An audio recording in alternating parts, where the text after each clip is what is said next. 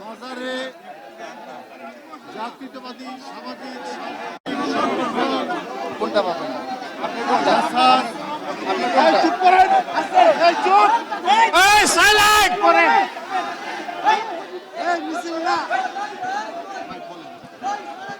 সামাজিক সাংস্কৃতিক সংগঠন জাসাস তাদের ৪৭তম প্রতিষ্ঠা বার্ষিকী উপলক্ষে এখানে শহীদ জিয়ার মাজারে তারা ফাতিহা পাঠ করেছেন, পুষ্পার্ঘ্য অর্পণ করেছেন, মোনাজাত করেছেন। জাসাস শহীদ রাষ্ট্রপতি জিয়াউর রহমান এটা গঠন করেছিলেন দেশীয় সংস্কৃতির চর্চা এবং বিকাশ, অনুশীলন এবং আধিপত্যবাদী সংস্কৃতি যারা আমাদের দেশজ সংস্কৃতিকে গ্রাস করতে চায় সেটাকে প্রতিহত করার জন্য।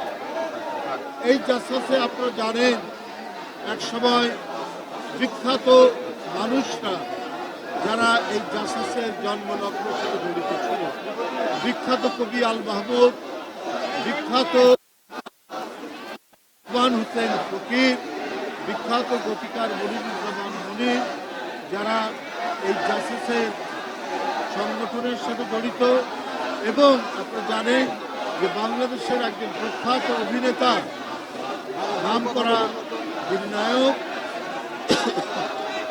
আশরাফুজ্জামান উজ্জ্বল, তিনি এখনো এই জাসাসের সাথে যুক্ত। এছাড়াও অনেক বড় বড় অভিনেতা, শিল্পী, কুশলী, নাট্যকার, গীতিকার, কবি, সাহিত্যিক যারা এই জাসাসের সাথে যুক্ত ছিলেন, মারা গেছেন, এখন আছেন আমাদের বাবুল আহমেদ সাহেব, মালেক বাবুল ভাই, এরা জাসাসের নেতৃত্ব দিয়েছেন। এরপরে হেলাল খান এবং রোকন তারা এখন নেতৃত্ব দিচ্ছেন।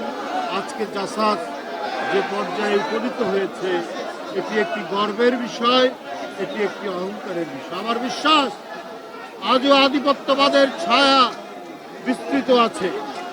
আজও অনেকে চাই বাংলাদেশের সার্বভৌমত্ব, স্বাধীনতা এটিকে বিলীন করে দিতে। আর এটাকে প্রতিহত করার জন্য যারা চেষ্টা করবে তারা হচ্ছে সাংস্কৃতিক কর্মী বাহিনী। তাদের লেখা গান, তাদের লেখা কবিতা, তাদের লেখা নাটক, তাদের লেখা সাহিত্য, তাদের লেখা উপন্যাস এটা উদ্দীপনা তৈরি করবে সারা জাতিকে। তাই বাংলাদেশি জাতি একটি অত্যন্ত শক্তিশালী জাতি। তার ইতিহাস, তার ঐতিহ্য, তার সংস্কৃতি এত মজবুত। আমাদের পদ্মা, মেঘনা, যমুনা, শীতলক্ষা এর মধ্যে দিয়ে গড়ে ওঠা আমাদের হাজার বছরের এই সংস্কৃতিকে পুরো আধিপত্যবাদী সংস্কৃতি এটাকে বিলীন করতে অতীতেও পারেনি, ভবিষ্যতেও পারবে না। আমি জাসাসের ৪৭তম প্রতিষ্ঠা বার্ষিকীতে আজকে এই অঙ্গীকারই আমরা করছি। আমাদের স্বাধীনতা সার্বভৌমত্ব রক্ষার্থে আধিপত্যবাদের যে থাবা, যে বক্তব্যটি দিয়েছেন বিএনপির ভারপ্রাপ্ত চেয়ারম্যান যেদিন দেশে এসেছেন সেই দিন ২৫শে ডিসেম্বর, এই থাবা প্রতিহত করা, এই থাবার বিরুদ্ধে পাল্টা জাতীয় সংস্কৃতি গড়ে তোলে এবং যেটি আন্তর্জাতিকভাবে অভিনন্দিত হবে, আন্তর্জাতিকভাবে সুনাম হবে, সেই আমাদের সাংস্কৃতিক ব্যক্তিত্ব গড়ে তুলবে জাতীয়তাবাদী সামাজিক সাংস্কৃতিক সংগঠন।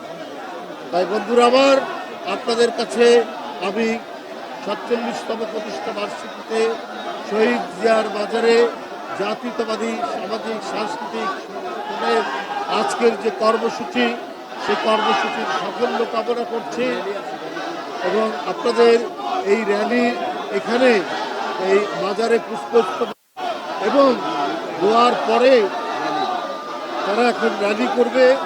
আমি সেই র্যালির উদ্বোধন করব। আপনাদের এখানেই আমি এই র্যালির জাসাসের র্যালির শুভ উদ্বোধন ঘোষণা করছি। রিজভী ভাই, এই যে ভারপ্রাপ্ত চেয়ারম্যান ঢাকা 17 আসন থেকে নির্বাচন করছে বগুড়া 6-এর পাশাপাশি, এই বিষয়টা যদি একটু বলতেন।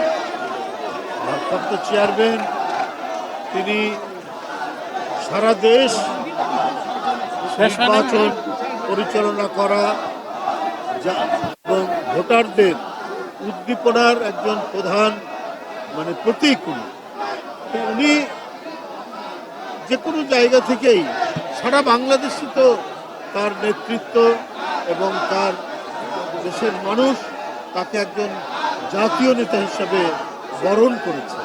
তো উনি যে কোনো জায়গা থেকেই উনি দাঁড়াতে পারেন। ঢাকা যেহেতু কেন্দ্রীয় রাজধানী, সুতরাং এখান থেকে উনি নির্বাচন করা এবং সেই নির্বাচন ঢাকা থেকে পরিচালনা করা, নেতৃত্ব দেওয়া, এটাও অত্যন্ত তার জন্য আমি মনে করি এই দাঁড়ানোটা অত্যন্ত যৌক্তিক।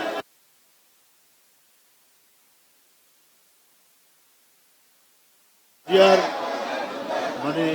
তার জন্মভূমি দেশনেত্রী বেগম খালেদা জিয়া, তার সেই স্বামীর বাড়ি, সেখান থেকে বহুবার যে কোনো জায়গা থেকে যে দাঁড়াতে পারেন।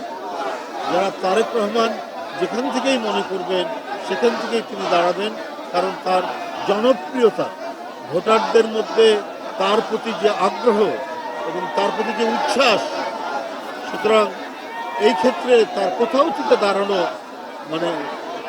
হবে না, বাধা হবে, বরং প্রত্যেকেই আকাঙ্ক্ষা করে তার এলাকা থেকে দাঁড়াক। তিনি যেটা মনে করবেন তিনি সেখান থেকেই দাঁড়াবেন।